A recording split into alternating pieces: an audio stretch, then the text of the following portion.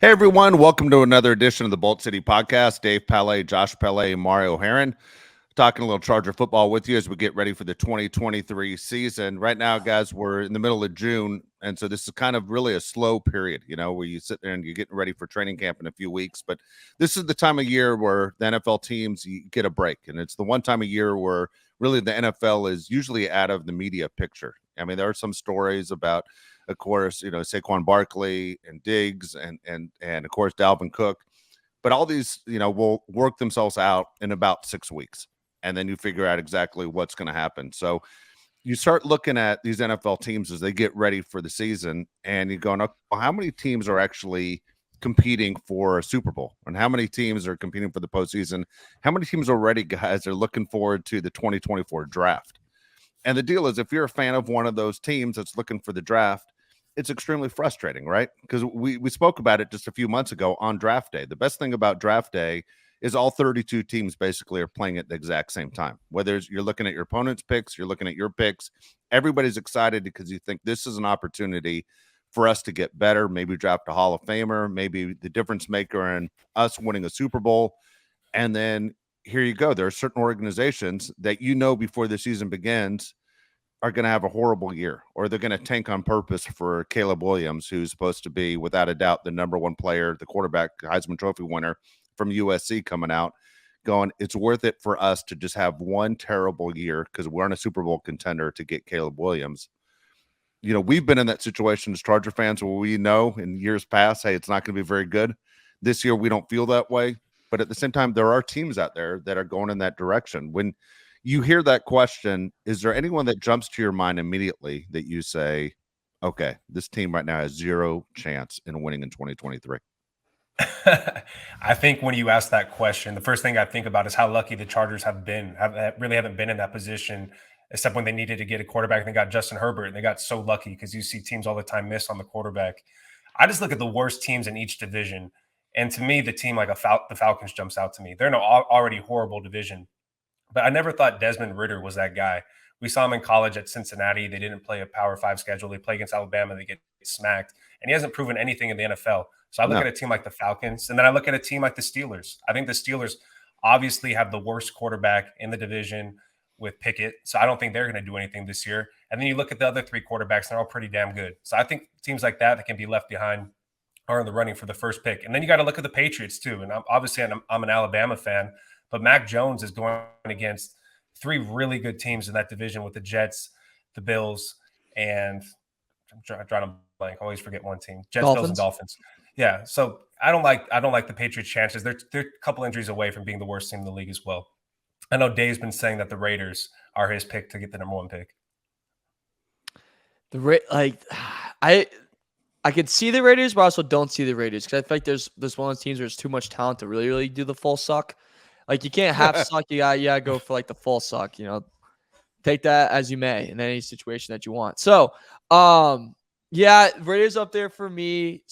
Patriots are like a very interesting one to see if that would happen. It would also be, I think, very funny just to see Caleb Williams and Bill Belichick kind of collide and be like, all right, let's see what it turns out and see how this kind of works out. I think obviously the one that's just out there that everyone kind of expects to be the worst team in the NFL is obviously the Arizona Cardinals. I think it's a bygone conclusion that they're just going to be a bad football team. DeAndre Hopkins out the door, J.J. Watt's out the door.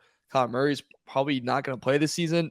If so, he's going to get here, in week 15? And at that point, I doubt they're fighting for a playoff spot. It's just like, why even do it? Have him sacrifice the hit so he's out. But then you also get to the point, well, will Cardinals even need like a first round pick? Like, do they even need that? They don't even need Caleb Williams. Like, would they do that? So a lot of that going on. I'm interested to see. Also, watch out for the teams that have a lot of draft picks right now that have multiple picks in the first round. Those are teams that also watch for, just to see how frequently they can move and trade and kind of get up there to get a Caleb Williams if they want. And side question too, that I thought of this while I was doing the rundown today. Is Caleb Williams on this like Connor Bernard and like Wembanyama like type of prospect? Like, is this how we're gonna treat him like for this next year and a half, or is it just another top QB recruit, top QB prospect? I mean, that's coming in and he's gonna be pretty dominant, or is this guy like the we're gonna put him in the Wembanyama and Connor Bernard, and that's how we're gonna treat him. Because I'm just confused on how we're gonna see that going forward. I think honestly he's going to be that guy. I mean, he's the guy because look, he's never had a bad college year. Yeah, he's with a coach that might be in the best situation for him. I mean, he was fantastic when he stepped in at Oklahoma with Lincoln Riley, goes to USC, wins a Heisman Trophy with Lincoln Riley. He's probably gonna. I mean, he's the favorite, right? I mean, you're always the odds guy, Martin. You can look it up right now as we're talking. Heisman Trophy favorites. Caleb Williams will be the second player to win the Heisman Trophy twice. And it's never happened except for one time, and it happened all the way back in the 70s. I mean, so almost 50 years ago is the last time it happened. And so when you look at Caleb Williams, he's far and away the best pro prospect coming out. Now, yeah, he has talent. We always talk about, the can't misses. You just brought up the fact about Justin Herbert, how lucky the Chargers were to get him, to get a quarterback that worked out. We've seen so many other guys that don't work out. Look at, I'll bring up the Titans, for example. They get Malik Willis, and it was a man, they stole him. He was the most impressive guy. How did he fall all the way to the third round? Malik Willis is terrible. I mean, absolutely terrible. And when I watched every one of his snaps, and anyone who watched any Titans games at all, if you remember, I believe it was a national game against Kansas City in KC, and he had no timing at all of when to get rid of the football, and it was bad. And he just took off running, almost like a high school kid that never played the position, that he just panicked and start running, and he wasn't that good. And Titans are looking for a new quarterback, and all of a sudden, Will Levis is a guy that they use a pick on, and again, they don't solve their problems. Now, to me, you guys said something kind of interesting about Caleb Williams and as far as where he possibly ends up. So the Titans, as I said, stink. I think the Titans are in that category. The Raiders are my pick to have the opportunity to get them, just for the fact they play in such a bad division. And Mario, you bring up a good point with the Cardinals, because the Cardinals play in a Division II that will beat the hell out of you. So the Raiders and Cardinals kind of in the same boat. For the Raiders, this is where they have an opportunity. If Jimmy G does not play, Josh and I yesterday ran into a guy who works for the Raiders who said the guy is still in a boot. He's still walking around in a boot, hasn't done anything. And so then you look at the Cardinal situation, because if they end up with Caleb Williams, the number one pick, they're trading somebody, right? You're either trading Caleb or you're trading Kyler Murray. Now you have two quarterbacks, which is funny, both kind of from Oklahoma. So you go, okay, you're in that boat. Obviously, it makes sense for the Cardinals to trade Kyler Murray because he's the one that's making all the money. You could get Caleb Williams on a rookie contract. Buccaneers completely stink. Now, the two teams that stand out that I think would benefit, amazingly if they were able to get Caleb Williams would be the Steelers and the Patriots. The problem is you have two coaches with both those teams that are so good at what they do that they aren't going to fall to get the number one pick. They'd have to trade up to get that pick. There's no way Mike Tomlin's going to tank a season to get the number one pick. It's not what the Steelers do. It's not what the Patriots do. Somehow they are not going to find themselves in an opportunity to draft him being the worst team in the NFL. Am I wrong on that? Well, history would say you're right. And the Steelers definitely aren't a team to tank to get the number one pick. But when you have a quarterback that's not that guy, I think of that video that came out a couple years ago. You're not that guy, pal. Kenny Pickett's just not that guy. I don't think he's going to be the one to lead you anywhere. So why would you stick with the guy that isn't a franchise quarterback? Just move on to somebody else. And it's not in the Steelers' DNA to tank. But for God's sakes, if you have a guy like Caleb Williams, who is by far head and shoulders the best quarterback in college football, why would you not want him? And to answer your question, Mario, I don't think he's on the level of the Wembanyama as the best, player we might have ever seen. I just think the quarterbacks in college aren't that great this next season. I think this past season we had better quarterbacks than what we're going to see next season. So I think Caleb Williams is just head and shoulders above everybody else. But I do think he's absolutely a franchise quarterback that if you're a team like the Steelers or the Cardinals or the Falcons, you should absolutely want somebody like that. Don't sleep on my boy Drake May at UNC, baby. I mean, let the kid cook a little bit, all right? People are sleeping on him a little bit. And I've obviously the past, 3 UNC quarterbacks have turned out to be absolute dog poop in the NFL. But hey, he can turn around. When I was thinking about this, of teams that kind of will tank for Caleb, kind of like will get Caleb, I also thought about what teams there's going to be a team that missed this past year, right? Like the Colts, Panthers, or Texans. One of those three missed. And whether it's Stroud, Young, or Anthony Richardson, we're going to know within a year that this team missed, and they're going to move on quick. Whether, they look that bad, they are in a spot to get Caleb Williams, kind of like a Josh Rosen to Kyler Murray type. Like, that's something that I just kept keeping in my mind. Like, all right, which team's going to be sitting there going, we had a 2-15 record. we suck. Bryce Young showed nothing.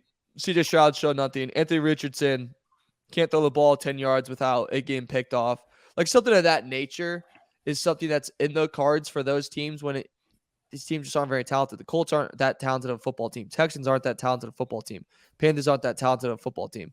So if their rookie QB really has so many red flags and you just sit there and go, this isn't it, a new GM, that always happens a lot. Or they go, it's a 1-year fire with a new coach. And if I'm a GM, it's very easy to go with the shiny new toy than a toy you already have back at your house. It's very, very easy. It's just you're going to go to it. So that's just something I've looked forward and kind of looking at where I looked at teams that will need to tank. But yeah, I think it's Panthers or Texans or Colts on my watch list, Cardinals on my watch list, Raiders on my watch list. And gentlemen, let me tell you about that city up north. Watch out for Chicago. If somehow the Palets hit their dumbass take that they have, that Fields is not very good.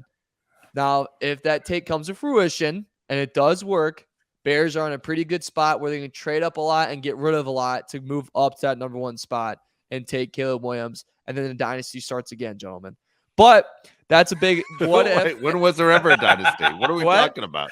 What? When was there ever a dynasty? There's never been a dynasty. With Sid Luckman from 39 to 49, baby. Everyone's off at World War II and we're slinging and dealing, baby. So that's a team. That's just something I watch out for. It's Bears. If Fields isn't it, they'll still probably, just because record sucks, division's pitiful. They'll probably at least still be 500, but they can trade a lot of things and probably still have like a top 10 pick. So send the crap ton out. Go get good old boy from the West Coast and get it rolling. All right, I'm going to make you sick right now when I tell you this. The Make Packers sick, are going to. Dave. The Packers are going to stink. Okay, the Packers are not going to be very good. Jordan Love, honestly, I think is right there as the worst quarterback in the league. He is absolutely terrible. And there are people who might be watching, listening, going, "What are you talking about? You haven't seen him play." Dude, I've seen a ton of Jordan Love. All right. And the fact that Jordan Love still has not had an opportunity to be the starting quarterback, and despite the fact he was drafted 15 years ago, shows you that he has nothing. Jordan Love stinks, and the Packers are going to stink. And they're going to realize, man, Aaron Rodgers was pretty good. Brett Favre was pretty good. It was great to have a quarterback that wasn't the anchor in your offense. Jordan Love is absolutely terrible. How bad would it hurt if it's the Packers that end up with Caleb Williams and you got to face him twice a year for the next 18 years, Mario? First off, Caleb Williams, seeing him in a Packer uniform is disgusting. I feel like that guy would hate that. Number 2, he's already down 0-1 to the Bears. Did you guys see him try to talk smack? Did you see that on social media? He's awful. Doesn't know what he's doing. Yeah. He's happy Father's Day to Bears fans. Numb nuts. It's the other way around. You have to say they should be wishing me happy Father's Day. Like such a good time to talk smack and to kind of get one in. And he fumbled it so hard. Where if you can't deliver that easy of a smack line, I don't know if you can hit a hitch route. Like it's just what it is. Like I'm a little nervous of how that's going to translate over. So Jordan Love, you're not doing too hot. Learn how to talk smack. It's not that hard. What do you think the NFL wants Caleb Williams? Like, the NFL, we always talk about marketing. We always talk about how important it is for the NFL to have, star players in certain areas. And like you mentioned, Mario, you mentioned even the Panthers. Let's say Bryce Young was terrible and Caleb Williams is the guy. Like, they don't want Caleb Williams in Carolina. They don't want Caleb Williams in Indianapolis or probably even Tennessee.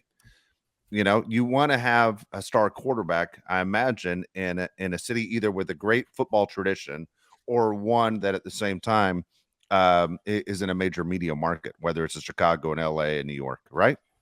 Yeah. Like, so in my mind, because we all know Tom Brady is not in Tampa anymore, if Caleb Williams went to Tampa, that'd be terrible. That'd be terrible for the NFL. It'd be terrible for that kid too, to end up with an organization like Tampa. I mean, the Tampa fan base is kind of ridiculous, right? I mean, Tampa's known for a bunch of old people playing shuffleboard. Yeah. You wouldn't want him in Tampa. You'd want him in a big city or a huge franchise like the Packers. I know Mario said it would look weird, but for football, it'd be great to have Caleb Williams on the Packers. Also the Bears. If Caleb Williams was in a city like Chicago, who's never had a good quarterback, that'd be great for the NFL. And then the Steelers, they probably travel the best with the Cowboys of any team in the league. You want a guy like Caleb Williams there. Like you said, the Buccaneers, man, would be so useless to have a guy like that down in Florida. I would like him on the Raiders for the NFL's sake, but for a Charger fan, I would hate him to be on the Raiders. The Raiders are also a team that travel great. So you want him on a team like that, but I don't wish anything good for Caleb Williams. I'm not a fan of USC. I hope they're terrible next season. And if they play Alabama, I hope they get stomped down.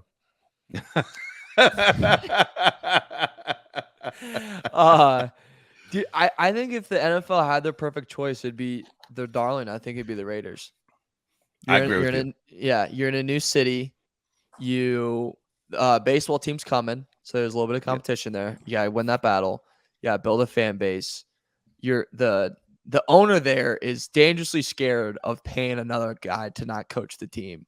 I think it's like I think if fairy tale Cinderella's story, put the shoe on my foot, I think it's absolutely Las Vegas Raiders is like the dream spot for them to go. Devontae Adams gets his QB, la-di-da-di-da-da. They still go 0-2 against the Chargers every year. It's a happy ending, guys. Yeah, also, I tell you what, if the Raiders bomb because they don't have a quarterback, it buys your coach another year because you say, hey, look, I didn't have a quarterback this year. It buys them another year, which, of course, helps out Davis and Mark Davis doesn't want to pay again more coaches down the line. So it's interesting. I mean, you look at Vegas and the whole idea of bringing sports to Vegas. I mean, you're seeing it. Look, the hockey team just won a championship. Even the WNBA team won a championship. Tom Brady's coming in as a part owner. The A's are moving to Las Vegas. Las Vegas has turned into a big sports town, which is crazy because for years it was always pro teams want to stay out of Las Vegas. They were concerned when UNLV had their basketball run that, all of a sudden things are going to be dirty and worried about games that are going to be on the take. But all of a sudden, man, the NFL and every other league cannot wait to see things thrive in Las Vegas. One of the things that hurt the whole growth of Vegas sports is the Henry Ruggs situation, right? The people are saying this is what happens. You go to a party city and this is what happens. People like to paint things with a broad brush. Stuff like that could happen in any city, as we talk about all the time. The NFL calendar works like this. Tuesday's your off day.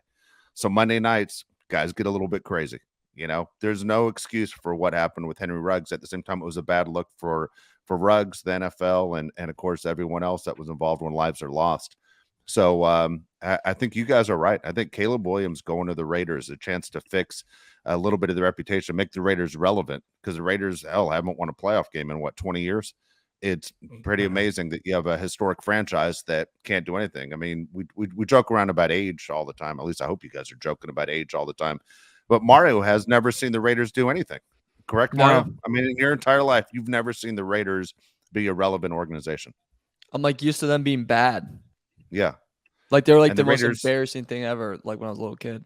Yeah. And when I was growing up, the Raiders were known as the team with the best winning percentage in the history of the NFL. I mean, kind of crazy that the Raiders were that good and then always talked about, and people love being part of that fan base because even when they stink, you're scaring the hell out of everyone else when you walk into a stadium. The Raiders are fans by far the most intimidating fans. I mean, how can you not be? You're walking in with a goddamn skull on your shoulder. But it's one of those where the Raiders have not done one thing in Mario's entire lifetime. That's amazing. Feels good. It's one less team to worry about. That's the way you look at it. Yeah. That's all right. Mario, just curious. Hold on. I got a quick question because Mario is a little bit younger than Josh. I'm older than both these guys. Mario, who's the first team you hated? Packers. Yeah. Packers, easily. Broncos. Packers. Who was it? It was Packers. Packers. Yeah. First team I hated right off the bat was Packers. I thought Brett Favre was really annoying. And I hated the colors suck and they're so weird looking. I hated them right away. And then in Indy too, you're like, you had to go to church and you had to either choose IU or Purdue, and then they told you that Tom Brady's Satan. That was a thing for a couple years when he kept taking everything away from Peyton. But that was kind of fun to see Peyton kind of cry a little bit because I got kind of annoyed at Colts fans. I was kind of the devil. I might have been the devil in that whole situation. So because I see people around you being miserable. Is that what you like? Yeah, I kind of lived through. I lived through friends being sad. I kind of lived through that. So what are you gonna do?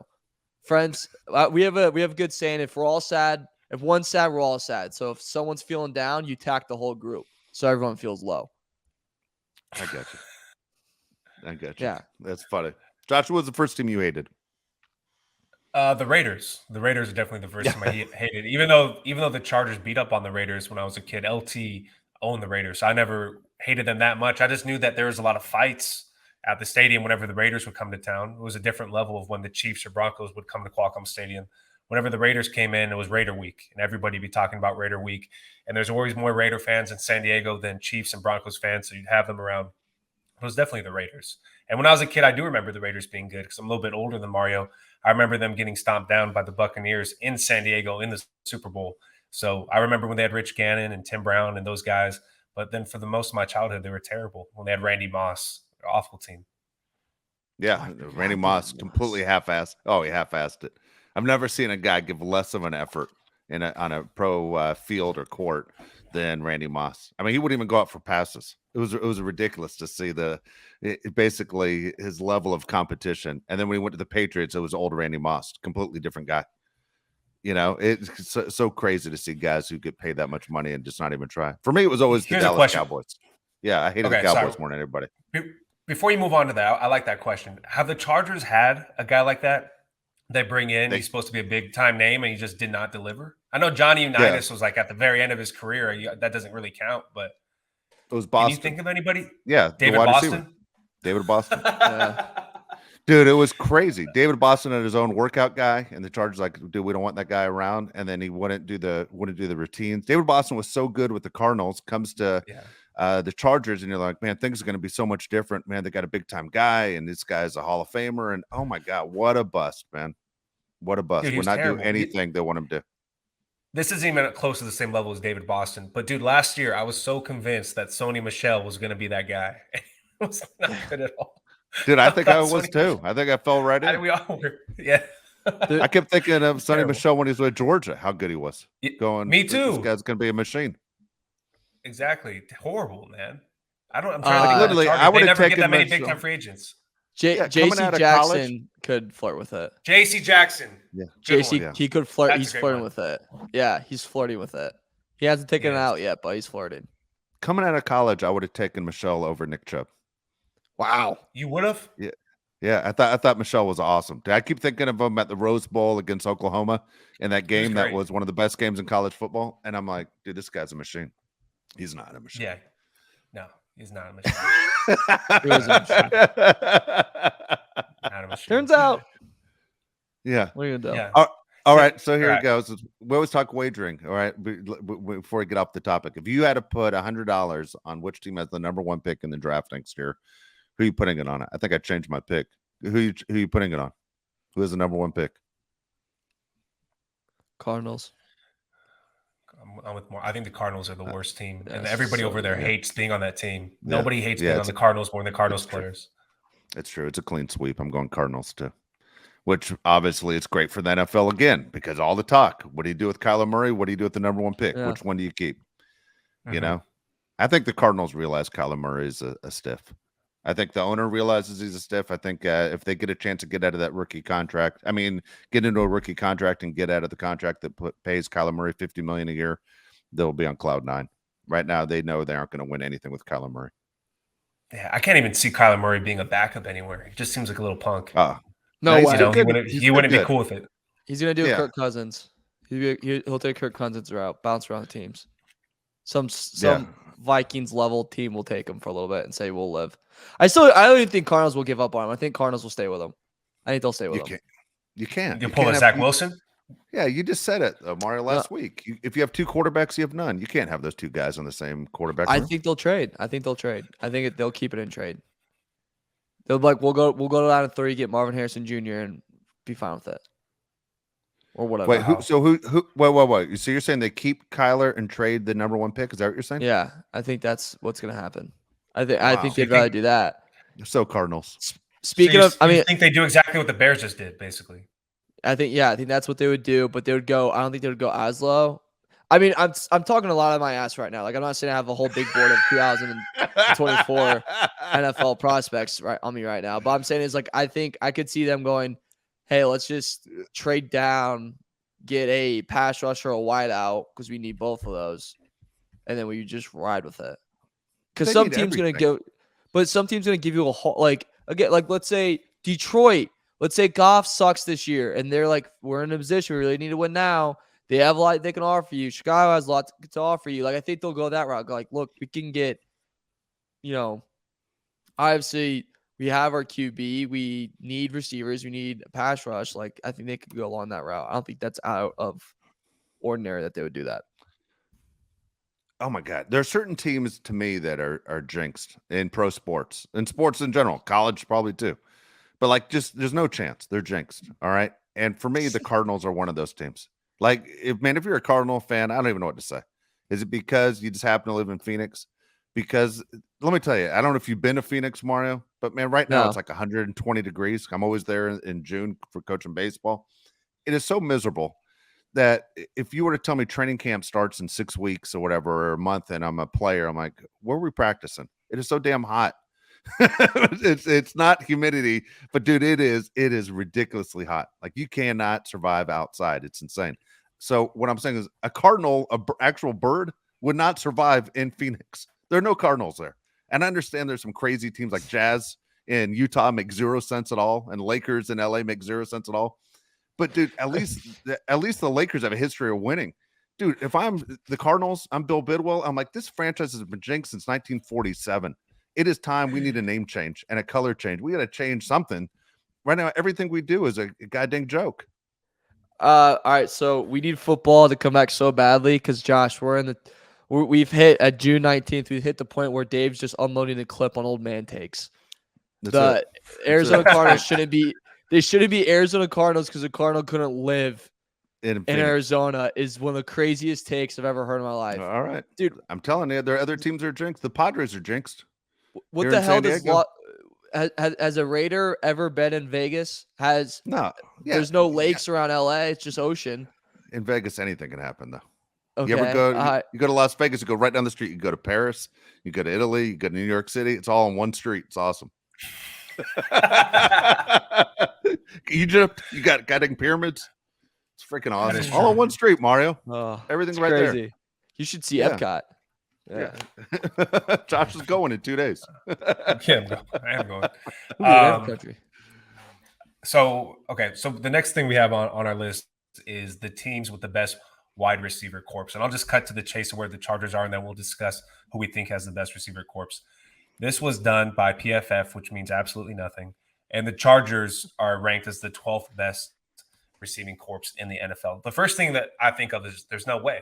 There's no way, because the Chargers arguably have 2 number ones with Mike Williams and Keenan Allen. And then they just got a number 1 draft pick with Quentin Johnston. So I don't think the Chargers are 12. I think the Chargers are easily in the top 8. Would you guys agree or disagree just off the top of your head? 12's too far back for me. 8 seems to make a little bit more sense. I tell you what, I'd put them over the Cowboys. The Cowboys are at number 6, right? With the Lamb, Gallup, and Cooks.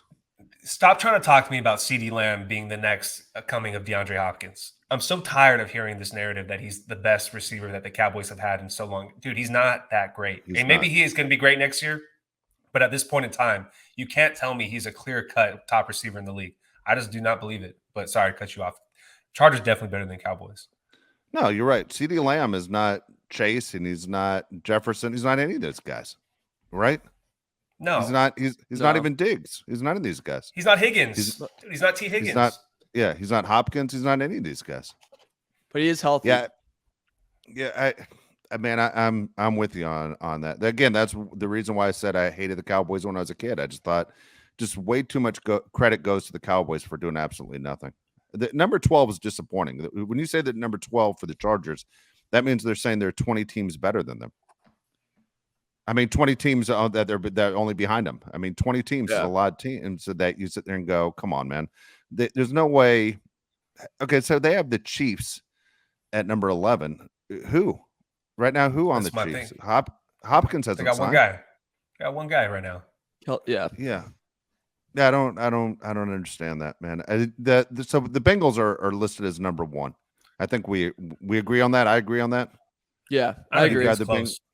Yeah, it's not a discussion. Yeah. Okay.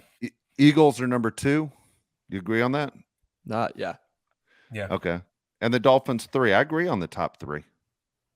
Yeah.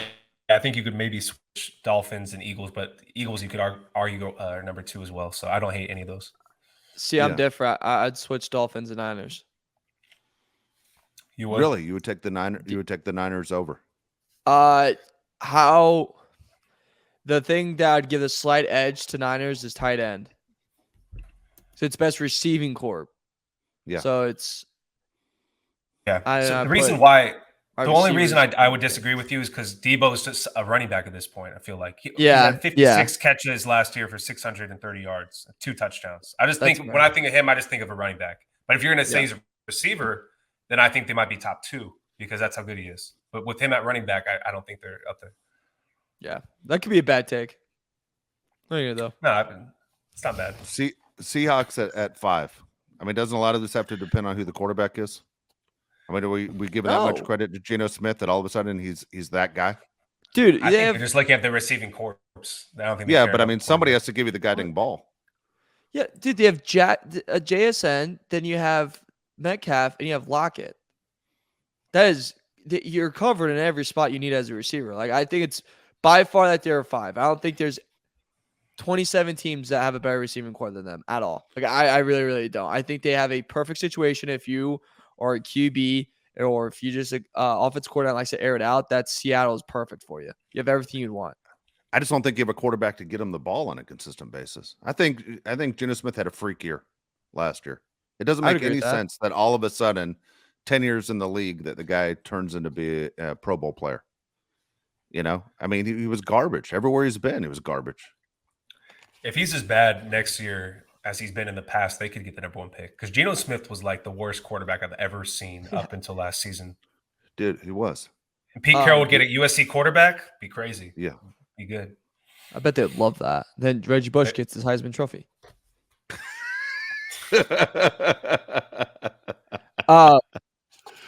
Quickly bring it back to the Chargers. So I was reading why they put him at 12 because I thought 12 was. I was very interested where they put him. I thought he did for sure be top 10, but they put him at 12, and their whole thing was, if you sit here and tell me they're healthy, they're top 10. If you sit here and tell me they're not healthy, they're not top 10. That was like pretty much it simplified. Yeah, unfortunately, that's the Chargers. They get hurt all the time. Yeah, and I kind of agree. Like, I think they shouldn't be 12, but I would go 10. I don't think the Buccaneers should be ahead of them. I think Chiefs, you put a lot of faith and love into Tony, and you should be doing it in Kelsey, but you shouldn't be doing it in Tony. Kadarius Toney, so I would not have them above them. But I think Chargers are an easy, steady 10 best receiving core in the NFL. I don't think anything higher than that. I don't think anything lower than that. All healthy, all 110%, go 100 miles per hour, maybe top 5, but top 10, I think it's the limit. Do you think they're better than the Raiders? Raiders are ahead of them. Raiders are at number 8. No. Adams plays. And when he plays, he's a stud. And he did that this past year when his best friend got taken off the team. Yeah, Hunter Renfrow always gets open when he's healthy. Yeah. I thought Hunter Renfrow had a down season last year. He didn't even know where he was. Got rid of Darren Waller, too. Dude, Hunter Renfrow was injured. We got Michael Mayer. Yeah, Hunter Renfrow was at home answering the iron, burning the side of his face. He didn't know where he was all last year. Hey, how many concussions this guy have? Ability is availability. He's not on the field. Can't be in the top receiver corps. You're not on the field. 2 touchdowns last year. Sorry, buddy. Well, that's the Chargers. Mike Williams, Keenan Allen. I mean, those guys missed a ton of games. That's what the argument back is. I think what Mario just said puts the Raiders ahead. Devontae Adams shows up every week. He's always healthy. Yeah. They got rid of Darren Waller. He's not there anymore. Darren Waller wasn't there last year either. You know, seriously, he didn't do anything. Like he wasn't around either. And whether at least he knew his name. Hunter Renfrow didn't even know his name last year. Can we think of a Mike Williams game last year? That was my season. Yeah, but he did when he played. But what's the? Give me a Devontae Adams game that he had, or a Justin Jefferson game that he had. He just didn't. No. All right. So here's my question for you. If you had to pick one Charger wide receiver to be healthy every single week, okay, which one are you picking? Keenan Allen. Keenan Allen's the best receiver I've ever seen on the Chargers in my 29 years of existence. I love when Keenan Allen plays. He's a matchup nightmare because you cannot guard him. Mike Williams is a matchup nightmare for a totally different reason of his height and his athletic ability. Keenan Allen's so shifty getting open that if he's healthy, he's the automatic third down guy. We've said that on the show forever. You need somebody to get the ball on third down. It's Keenan Allen. I need him to be healthy. And you saw how bad the Chargers were when he wasn't healthy. When he's on the field, it's a total different team. Yeah, I for agree me, with you. yeah. Do you agree, Mario? You said Keenan Allen too? Yeah, I was gonna mention just because of the third down stuff. I mean, the fact that he was always open on third down, was Mr. Reliable on third downs, like my biggest thing. He's obviously one of the best route runners in the NFL. Like that kind of type of chemistry he has with Herbert on those situations where you need to get some yards, you need to get the first. I would have him as my number one. Obviously, if we go to the end zone, we have that kind of threat there. Mike Williams is obviously beautiful for that type of situation. But when it comes down to it and it's 3rd and 8, it's number 13 that you're looking at. Number 13, you watch out where he is because he's the one that kind of gets it and kind of go. So, yeah, it's Keenan Allen. If Keenan Allen's healthy all the way there, and he's the kind of oldest one and kind of has a more leadership effect on the field and possibly in that huddle. So, for me, it's got to be Allen. Yeah, for me, it's Keenan Allen. Here's the deal. Watching Charger games in person a lot over the last 30 years, the two guys that always amazed me that they could always get open and the teams knew they were going to them were Antonio Gates and Keenan Allen. Like you just knew they were trying to get the ball to them. And Phillip Rivers was able to find both those guys. Now you're seeing Justin Herbert's able to do it with Keenan Allen. If you see Keenan Allen in person, you realize quickly he is not even close to being the fastest guy on the field. The fact that he's able to get open and people know that the Chargers are going to focus on him on third down is absolutely incredible. He's really, to me, an amazing NFL story. The fact he was drafted as late as he was, and this is where Tom Telesco, I think, honestly, has kept his job all these years, is that he grabbed Keenan Allen when so many teams passed on him, and he's been a guy that has survived for 10 years now, and even 10 years in the league. I would still take him over Mike Williams. The thing that frustrates me about Mike Williams is that Mike Williams seems like when he wants to play and be the best Mike Williams he can be, he is looks like he's the greatest receiver in the league. And then there's some games where you're going, Mike Williams isn't in today. And that becomes very frustrating. You only ask to show up to work 17 times a year. And that's assuming that he's healthy to play 17 times a year. And then to go, God dang it, Mike. Like you could do whatever you want on a football field if you just give 100% effort. Now, maybe I'm 100% wrong that he is giving his best effort. And who knows what the scheme is on that day. It just doesn't feel like that's what great wide receivers do. Justin Jefferson doesn't disappear, right? Jamar Chase doesn't disappear on a field. Tyreek Hill doesn't disappear. Travis Kelce doesn't disappear. Mike Williams disappears. God dang, it feels like 50% of the season that you don't know what you're going to get from Mike Williams. And it frustrates me. And this isn't fair to Mike Williams, but I'm still pissed the Chargers passed on Christian McCaffrey for Mike Williams. Like I'm going to push back on that. Okay, well, let me finish what I'm saying first, then I'll let you push back. Okay. The Chargers, when they had Danny Woodhead, okay, remember he was brought over from New England, and he was a guy that could do a bunch of different things. He was an underrated blocker. He was able to run the ball here and there, but he was great at receiving the ball out of the backfield, added a lot to especially what Phillip Rivers had, because Phillip Rivers wasn't known for stretching the field. And I'm going, okay, well, Woodhead retires. You need a player like that to help a guy like Phillip Rivers out. Not only is McCaffrey available, that plays the exact same position, he's much better at it than Danny Woodhead. Where would the Chargers be, and what kind of weapons would you have had having McCaffrey as the guy? And last thing I'll say before you push at me, Mario, how many times was McCaffrey the number 1 overall pick in your fantasy football league, whereas Mike Williams has never been everyone's number 1 pick in their fantasy football league? McCaffrey's a player. Mike Williams is just a guy that shows up when he wants to show up. Go ahead. First, I understand the fantasy football thing, but that's with all running backs. That's congratulations. I would also draft Eckler with my first round pick, and he's probably not going to be a Charger in a year. That's just Derrick Henry. There's guys that you'd take in fantasy that there's a reason why. If we'd played fantasy basketball, you know who I would take first overall? Not first overall, but with my first picks. I'd probably take Domantas Sabonis because he plays a lot. He gets almost a triple-double every game, gets a lot of volume. But would I take him over, I don't know, Durant, Giannis? Booker? No. Giannis? Absolutely not. So I think that's where it's kind of I get that, but I wouldn't. And I get the Woodhead thing, and I get the McCaffrey would have been a great help with that. But, dude, McCaffrey himself's never healthy either. That guy gets, he isn't. When you have to put a lot of production on him, you run a lot of miles on him, and that's a lot of miles you already had at Stanford too. One of the first guys actually too to avoid a bowl game. Fun fact. So maybe if this was 7 years ago, we'd be like, is he even a team guy? But no, he just gets hurt. I mean, the guy's I'm trying to look right now of how many games. He's missed a ton the last He's 2 missed a years he was with ton. Carolina. But before that, he Yeah. wasn't missing a ton. He was playing all the time.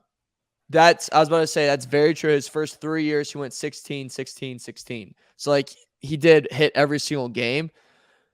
But then that fourth year, when the money starts coming around, the contracts start coming. 3 games he played, 7 games he played. Like Tell so me stuff Mike like Williams. that's when it gets kind of How many dicey. games has Mike Williams missed in his career? Oh, you're gonna be shocked by this. Okay, let's see it. Well, you bet money on it? No, I don't want to bet money at all on it. I'm pretty sure Why? it's McCaffrey's missed more. I'm just saying, who's been more productive in his NFL career? It's McCaffrey. Oh my God, this is so easy. This would have been the easiest money in the world. 17 was 10 games, 18, 16. He's not. This past year in 2022 was 13 games, was the least amount of games he's ever missed since his 2017 rookie year. Yeah. What's the most catches Mike Williams has in his career per season? Most receptions was in 2021. He had 76 receptions. He's only gone over 1,000 yards receiving in 2 years. Yeah, that's disappointing. That's but he's capable of being much better. 0 Pro Bowls. Yeah. Well, I don't even look at that. I'm looking at the numbers like the 100 receptions. How many times are you getting 100 receptions? You know, that seems to be the number. And that used to be with 16 games, 100 receptions. I mean, now you're seeing just crazy numbers, guys like, Cooper Kupp and all that stuff.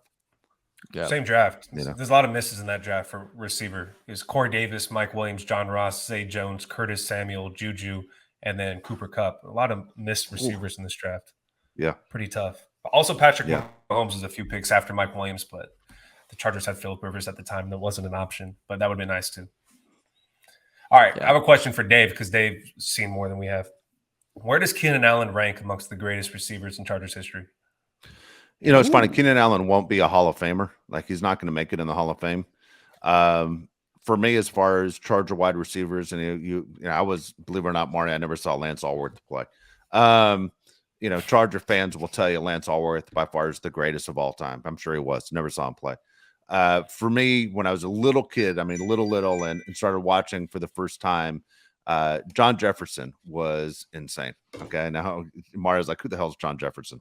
John Jefferson was like the most athletic player in the NFL, and he'd made these one-handed catches before without gloves, and he was great. And then there's a contract dispute, and they send him off to Green Bay, and everyone's freaking out, going, "Oh my God, Green Bay has James Lofton on one side and John Jefferson on the other side," and going, "This is going to be insane." I think Lynn Dickey was the quarterback, and the Packers stunk. And John Jefferson's career he died in Green Bay. Basically, his career was over.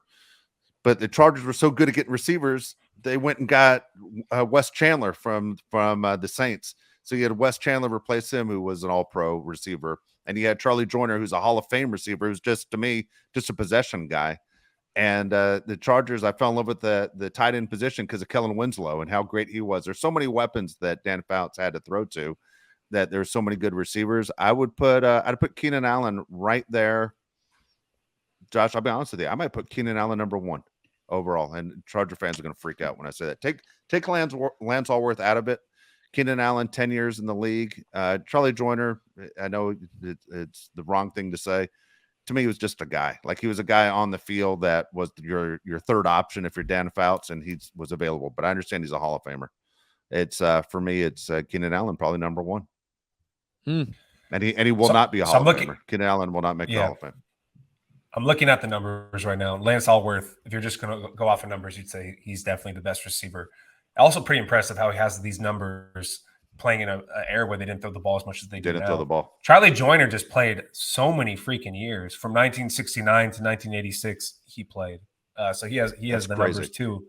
But if you're going from a year-to-year basis, I think you'd say Keenan Allen's probably number 2 behind Lance Allworth.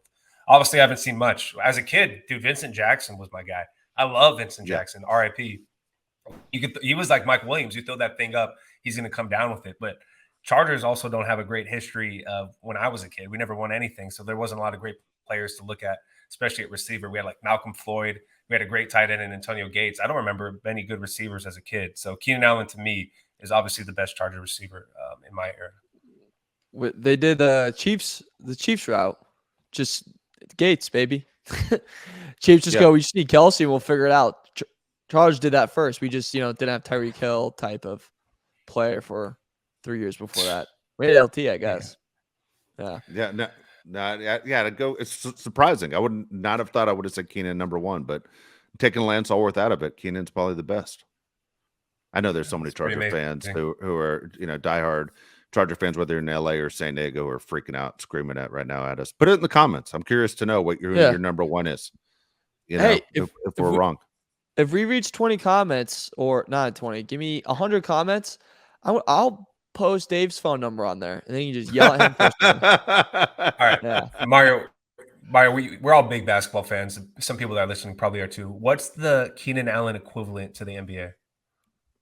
Keenan Allen equivalent to the NBA? Oh, Zach LaVine. Zach LaVine? I disagree. Zach LaVine or a I'm way more brutal than you are when it comes to this. Really? I was gonna go Drew. I was gonna go Drew Holiday. Most guy that you're always saying is a very underrated player. Keenan Allen falls under the category as underrated for his entire career. Oh, that's funny. Yeah, I go Drew. Yeah, that's interesting. Both of you guys. I disagree with both of you guys. So it's funny. Who do you go with? Keenan, I'm sorry. Zach LaVine, I always look at a guy with so much talent that doesn't do enough with his talent. Like I don't look at Keenan Allen as a guy who's, extremely talented that doesn't do enough with it. Do you think Zach LaVine hasn't played up to what his athletic ability is? That's how I look at him. Yeah, I do think Drew Holiday is probably the best example, if I'm gonna be honest. I was trying to think of guys that don't have a title, but I think Drew Holiday might be the best in terms of he's always like the guy he's one of the best two-way players in the league, and he's like very underrated. No one appreciates him. The LaVine would be too disrespectful to him because I love Zach LaVine. He's been powering through this awful Bulls era that we've been stabbed with for the past decade. But if you have any faith that Zach LaVine will be any type of superstar and lead you anywhere in the playoffs, you should check yourself into a psychotic hospital. Okay. All right, here's my pick. All right, you guys are gonna yell at me. I hate when I give my opinion and I know it's coming. Like it's like a little kid at the beach that gets knocked down by a wave. This is how I feel whenever I give my opinion to you guys. I'm going Bradley Beal, a guy that's always been good, but the rest of the country never gets to see him play. They don't pay attention to him. Like Bradley Beal is one of the best players in the NBA, yet nobody watches Wizard games. You never see the Wizards on TV. You never see him do what he can do. Whereas we all know, because we see Keenan Allen every game, how good he actually is. I agree and disagree with you. For everything you said, I agree with you. I disagree because Bradley Beal will lead the league in scoring, or he'll be right in the top. Keenan Allen is never really at the very top of like any of the receiving yards or. Well, if you go back to it, okay, I'm gonna go back here. If you look at Keenan Allen's stats, I'm not pulling up anything. I'm just going off the top of my head. I'm looking at him right now. If you look at, go to the year where Keenan Allen got hurt right at the very beginning. The game was against the Chiefs. Okay. Do you see that year? I'm trying to think. It was like 2014, 2015. Yeah, okay. that was such a terrible. Dude, give a year. You're like just no. Well, because he didn't get hurt in like week 3 or 4 against any other year except that year. Like he got hurt and was jacked. He ruined his knee in Arrowhead Stadium. But if you look at Keenan Allen's, if you look at Keenan Allen's stats, though, he was right there with Antonio Brown on receptions. Like he was on pace for like 120 something receptions. And it's the 2015 year. Okay, 2015 year. So if you look at his numbers and you go how talented he actually is when healthy, he's a machine. And Bradley Beal for me is a machine. It's just nobody realizes how good he is unless you're one of these degenerates like the three of us that watches a ton of NBA. I don't appreciate. I don't know. I don't agree. I'm not big on Beal at all. Really? Because we're going, not at all. See, the Suns still don't win the championship with the Beal because who's going to deal with the size of the Nuggets have? Dude, I'll go one further. They don't make it out of the second round. No shot. With what bench? No bench. Wow. And who the hell's going to bring the ball up the floor? And who's going to defend? You have three. Booker loves to dive on the floor like he's an aggressive player, but if you're going to count on 35-year-old Durant to be your lockdown wing defender, or Beal, you think Beal's going to play defense? Yeah, sure, buddy. Have fun with that fairy tale. Look at us. We just completely jumped right off the football show into this week in the NBA. All right, one more thing before we close out. Yeah. Keenan Allen never had 10 touchdowns in a season. Shocking. That's crazy. That's unbelievable. That's pretty shocking. Yeah, that's crazy. That's nuts. All right, one more thing before we go. Yeah. We need to bring it up as part of our business. We're in the industry. Meghan Markle. Have you seen the Meghan Markle saga with her podcast? No. Oh my God. Explain it. So she has as I understand it, a $20 million contract to do podcasts. Wow. For being in Suits for a little bit and marrying a king. Congratulations. And the Wall Street Journal suggests that she may not earn the full amount after not meeting productivity clauses. And it's because interviews on the show were done by other staffers that she's told them to do. And with her questions edited in afterwards. That's pretty lazy. Wow. It's the laziest thing.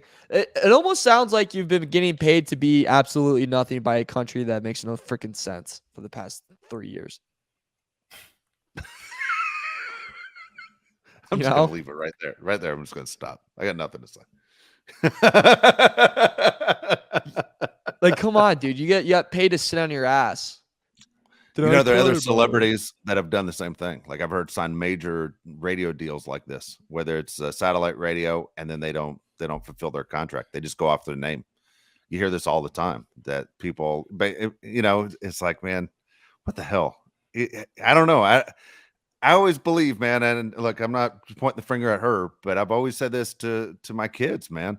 If you agree to do something, you better do it to the best of your ability. Don't complain about the money or don't complain about the hours. This is what you agree to. No one's making you, leave the house to go do a job. I mean, $20 million is a lot of money, but guess what? That person at the McDonald's drive-thru right now is working a lot harder than 3 of us are right now, but they're busting their ass doing it because they agreed for the job. That's how it works, man. If you agree to do the job, do the best you can do. That's it. You go out there and you find that dog. Yeah, you get that damn dog. If you become famous for not having any talent, how lucky are you? Like now you made it. Now you put in the work. Kim, everybody wants to make fun of Kim Kardashian for getting to where she is for what she did. Dude, she kind of works her ass off. She's a genius. Yeah. She has no talent whatsoever. None of them do. From beginning to end. They put in the work. Meghan Markle, come on, get off your ass. Yeah. Dude, say what you want about the Kardashians. They grind. Yeah. Ever since more ways than one. Yeah, ever since the glove don't fit, you must have quit, baby. They've been on the grind, man. They never slowed down. They kept it going full 100 miles per hour. So you gotta respect that. The Meghan Markle's just sitting there rewatching episodes of Suits and crying that we're stuck in Canada in a 5-story mansion or something. Unreal. Yeah. All right, leave your comments. I'm not a fan of them. Yeah. Wait, you aren't a fan of who? The Kardashians or Meghan Markle? I just like the king and the queen thing. I never got into. I thought that was pretty freaking stupid. I understand like the draw. I still don't really understand why people's obsession. I mean, rest in peace and everything. Like I'm sure she was a nice person, but I don't really understand the draw. It's like Princess Diana too. Like why are people so obsessed with her? Like what did she do that we're all just gonna sit here and clap our hands like all the time? Like I never really understood that. I don't understand the king and the queen thing. I thought that was pretty freaking stupid. Watched like 2 episodes of The Crown. I thought Winston Churchill just yelled at you the whole time, and then you went on about your day. And that's pretty much like all you did. Like congratulations, go high five babies, I guess. But I'm just not that big of a fan of the whole, the royale as they call themselves or something. I don't know what they call themselves: monarchy, royale, king, queen. Dude, the idiot, only thing that's been good that's come out of there lately is Ted Lasso. That's the only thing. Yeah, true. And braces. Oh my God. All the crooked teeth from Ancestry. Good God, dude. All right. Look, leave your comments on YouTube. We want to hear what you have to say. I'm curious to know who's the best wide receiver of all time. Also, the second question, if you had to pick one Charger wide receiver to be healthy, who are you picking? Keenan Allen or Mike Williams? Kind of curious about that as well. We'll be back next week doing, of course, Charger show for you. Again, this is really the slow season for the NFL. But if there's a signing, of course, we will we'll bring you up to date of what's going on. There's some big names still available, not knowing what team they're going to play on in 2023. For Josh Palet, Mario Herron, I'm Dave Palet. Thanks again for listening to the Bolt City Podcast on Odyssey and watching on YouTube.